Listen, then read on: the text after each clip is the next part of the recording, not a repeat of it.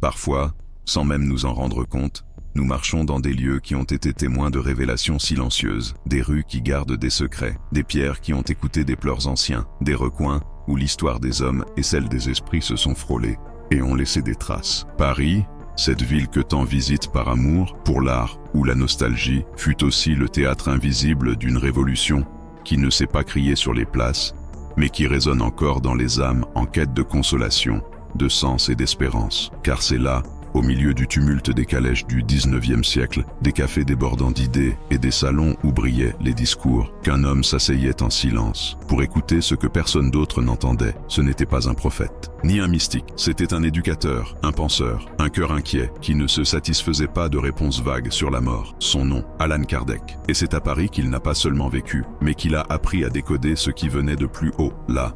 Avec un crayon, du papier et une prière, il a transformé la douleur en doctrine, la perte en consolation et la mort en pont. Mais ceci n'est pas une histoire académique. Nous ne sommes pas ici pour rappeler des dates ou des théories. Nous sommes ici pour marcher, l'âme éveillée, à travers les traces invisibles que Kardec a laissées à Paris. Et ce faisant, peut-être découvrirons-nous quelque chose de nous-mêmes, car, comme un vieux miroir, Paris ne reflète pas seulement l'histoire des hommes, elle garde aussi les secrets des esprits. Et si les ruelles silencieuses de cette ville conservaient encore les échos des premières paroles dictées par des intelligences venues de l'au-delà? Et si toi, aujourd'hui, tu écoutes ce message parce que ton âme attendait cet appel? Il y a un banc, sur la place Sainte-Anne, petit, usé, entouré d'arbres qui ont vu plus d'hiver que d'hommes, sans plaques, sans touristes, mais porteurs de quelque chose de sacré. C'est là que Kardec venait s'asseoir, en silence, non pour se reposer, non pour penser, mais pour s'ouvrir, car le vrai canal n'est pas celui qui parle beaucoup, mais celui qui sait se taire pour écouter. Écouter, non pas seulement avec les oreilles, écouter avec la poitrine, avec l'intuition, avec l'abandon. Il savait que les voix de l'autre monde ne s'imposent pas. Elles se murmurent, elles ne forcent rien, elles frôlent doucement. Et si l'esprit est encombré de bruit, il n'y a pas de place pour l'invisible. Alors il se vidait, respirait lentement, baissait la tête et permettait aux clameurs du monde spirituel de trouver refuge en lui. Combien d'entre nous craignent ce silence? Combien évitent de s'arrêter, non pas par manque de temps, mais par peur de ce qu'ils pourraient ressentir en se taisant? Le silence est un pont, un temple, un miroir. Et parfois, c'est seulement dans le silence qu'on peut entendre la véritable douleur, et aussi la véritable guidance. Quelques pas plus loin, rue des Martyrs, il y avait un sous-sol, sombre, froid, sans décoration, mais sacré. C'est là que le livre des esprits a commencé à naître. Ce ne fut pas un processus romantique, ce fut une gestation douloureuse. Chaque mot dicté portait une charge émotionnelle intense. Chaque page écrite était un acte de foi, car Kardec n'avait aucune garantie, aucune certitude absolue, seulement des intuitions, des prières et une profonde confiance en sa mission. Il pleurait, oui, il doutait, il se fatiguait. Il sentait le poids d'être un pont entre deux mondes. Et il n'était pas seul. Bien que personne de visible ne l'accompagnât, il était soutenu par un réseau spirituel silencieux. Une assemblée invisible d'esprits supérieurs guidait ses pas, inspirait ses idées, fortifiait son cœur dans les moments de découragement. Tout comme beaucoup d'entre nous, dans nos nuits les plus sombres, sommes soutenus par des présences que nous ne voyons pas, mais que nous sentons quand nous fermons les yeux et laissons notre âme parler. C'est ainsi que fonctionne le monde spirituel. Il œuvre sans applaudissements, sans témoins, sans preuves matérielles, mais avec une efficacité que le cœur reconnaît. Parfois, ce qui semble être une coïncidence est une coordination invisible. Parfois, ce que l'on croit être un hasard est providentiel. Un peu plus loin, rue de Lille, se trouvait une petite librairie, modeste. Là, les livres publiés par Kardec commençaient à circuler. Certains les achetaient par curiosité, d'autres avec crainte, d'autres encore avec l'espérance désespérée que ceux qui se trouvaient dans ces pages puissent expliquer pourquoi leur enfant était mort, pourquoi l'époux n'était jamais revenu, pourquoi la vie semblait si injuste. Et ces livres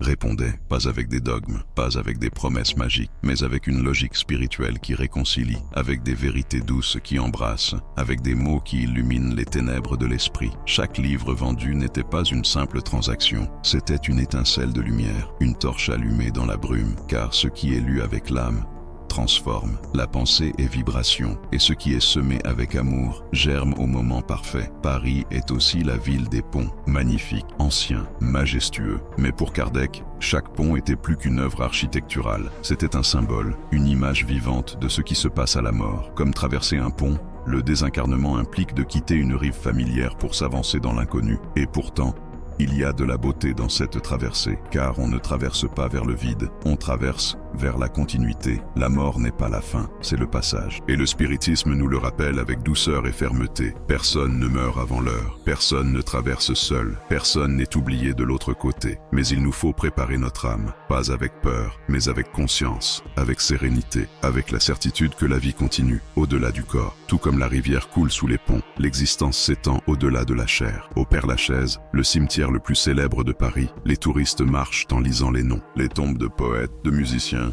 d'écrivains, et aussi celles de Kardec. Mais ce que beaucoup ignorent, c'est que ce lieu renferme plus que de l'histoire. Il garde des présences, des esprits qui n'ont pas accepté leur départ, des âmes retenues par le remords, par l'attachement, par la peur, car la mort ne libère pas à elle seule, c'est la conscience qui libère. Et parfois, un esprit erre encore sur le même banc, dans la même maison, sur la même rue, parce qu'il ne peut lâcher ce qu'il a laissé. Et les vivants, sans le savoir, s'y attachent aussi, avec des culpabilités, des silences, des pardons jamais dits. Mais il existe quelque chose qui peut aider des deux côtés du voile, la prière consciente, celle qui naît de l'âme, sans formule, sans exigence, celle qui dit « Je te libère, je me libère ». Nous avançons. L'appartement où vivait Kardec était modeste, et pourtant, il s'y manifestait une intensité spirituelle difficile à décrire. Les vibrations y étaient denses, non par méchanceté, mais par la douleur apportée par tant d'esprits en quête d'orientation. Chaque séance médiumnique était une immersion dans la tristesse des autres, et lui absorbait tout. Il le traitait, il le transformait en enseignement. Mais cela épuise, et Kardec le savait. C'est pourquoi il a appris à protéger son espace, à créer un sanctuaire vibratoire dans son propre foyer, avec la prière, avec une musique douce, avec des pensées élevées. Car le foyer n'est pas seulement des murs, c'est aussi un champ énergétique. Et chacun de nous peut apprendre à le protéger, à en faire un refuge, un phare, un temple. Transformer la douleur en service, ce n'est pas nier la souffrance, c'est lui donner un sens. Dans une salle discrète, sans lustres imposants ni meubles somptueux, se déroulaient les premières séances spirites sous la direction de Kardec. Il n'y avait ni spectacle, ni applaudissements, juste du recueillement, de la discipline et de la prière. C'étaient des laboratoires de l'âme, des champs de transformation intérieure où les médiums, sous vigilance spirituelle, servaient de pont entre les mondes. Ce n'était pas facile, les énergies se mêlaient, les influences étaient subtiles. Parfois, ce qui semblait être une révélation n'était en réalité qu'une obsession déguisée. C'est pourquoi Kardec insistait tant sur la réforme morale, car il ne s'agit pas seulement de s'ouvrir, mais de se purifier. Le désir inconscient d'être un canal peut devenir un piège. Le véritable canal ne cherche pas la reconnaissance, il cherche à servir. Et pour servir le ciel, il faut se débarrasser des vanités, des impatiences, des envies de pouvoir spirituel. Car le monde invisible répond à la vibration réelle, non aux apparences. On dit que même les sages pleurent. Et Kardec ne faisait pas exception. Parfois, il sortait seul. Il marchait sans but précis, cherchant un peu de soulagement pour le poids qu'il portait dans la poitrine. Il s'arrêtait dans des cafés tranquilles, commandait un café noir, et simplement restait là, à regarder par la fenêtre, pensif, silencieux. Parfois, des larmes coulaient, sans besoin d'explication. Car même ceux qui ont la foi ressentent aussi le vide, se fatiguent, doutent. La mission spirituelle, même juste et lumineuse, ne garantit pas une compagnie constante. Souvent, ceux qui entendent l'appel de l'âme entendent aussi l'écho de la solitude. Car voir l'invisible, c'est aussi s'éloigner de ce que les autres ne peuvent pas encore percevoir. Mais cette solitude n'est pas une punition, c'est une maturation, le creuset qui purifie le caractère et fortifie l'esprit. Car la solitude d'aujourd'hui devient la communion de demain. Et pendant que certains lui tournèrent le dos, d'autres le regardaient avec méfiance depuis les églises. Les cloches sonnaient en haut, tandis que dans les couloirs résonnaient les murmures. Hérésie, tromperie, blasphème. Mais Kardec n'a jamais attaqué la foi de quiconque. Au contraire, il respectait les croyances sincères, même quand elles différaient des siennes. Ce qu'il ne pouvait pas accepter, c'étaient les dogmes qui étouffaient l'espérance, les idées d'un enfer éternel, d'une condamnation irrévocable, d'un Dieu qui punit plus qu'il ne console. Les esprits supérieurs ont été clairs.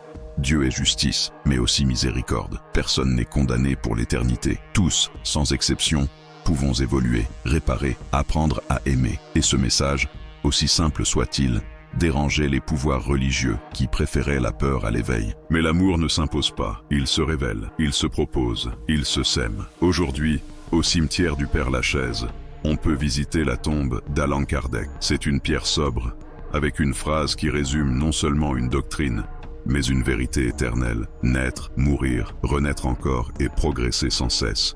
Telle est la loi. Cette phrase n'est pas une décoration. C'est une clé, un phare, une réponse pour ceux qui craignent la mort, pour ceux qui ont perdu un être cher, pour ceux qui sentent leur âme se noyer dans des questions sans réponse. Nombreux sont ceux qui, en visitant cette tombe, disent avoir ressenti quelque chose de différent. Pas de peur, pas de tristesse, mais une présence douce, accueillante, comme si le lieu était enveloppé d'une lumière invisible. Et c'est que, lorsqu'un idéal est vrai, il demeure. Il n'a pas besoin de corps, ni de monument. Il vit dans chaque conscience qui l'accueille, dans chaque larme qui devient compréhension, dans chaque prière qui s'élève en quête de lien. Là, devant cette tombe, on peut fermer les yeux et sentir qu'on n'est pas seul, que la vie ne s'arrête pas, que la mort n'est pas un adieu, que l'amour ne s'éteint jamais. Paris, alors, cesse d'être seulement une ville. Elle devient un symbole, le théâtre de révélation, une carte de l'âme humaine, car les lieux parlent lorsque le cœur sait écouter. La véritable Paris de Kardec ne se trouve pas dans les musées, ni dans les monuments. Elle est dans les soupirs qu'il a laissés sur les bancs, dans les mots qu'il a écrits,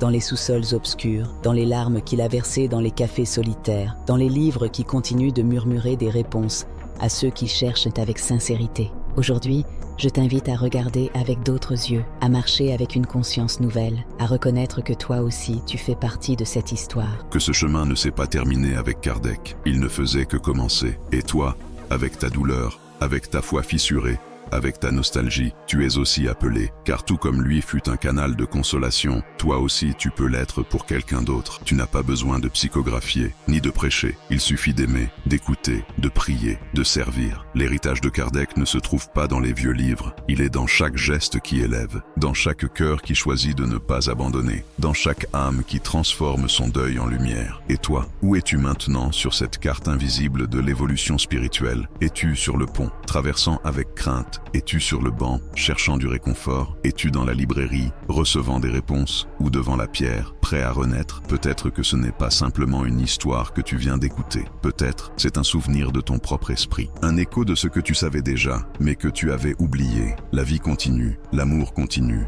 La mission continue, et comme l'a dit Kardec, avec la sérénité de celui qui voyait déjà au-delà, le spiritisme marche avec le progrès et ne sera jamais dépassé, car il touche à l'éternel, l'esprit. Aujourd'hui, juste pour aujourd'hui, marche dans le silence intérieur, écoute avec l'âme, regarde avec le cœur. Peut-être sentiras-tu que tu n'es pas seul, peut-être le savais-tu déjà. Et si cette voix a touché quelque chose en toi, ne l'ignore pas, tu n'es pas ici par hasard, tu es ici parce que ton âme l'a demandé. Abonne-toi, rejoins-nous, ici, personne ne marche seul, ici, l'amour continue.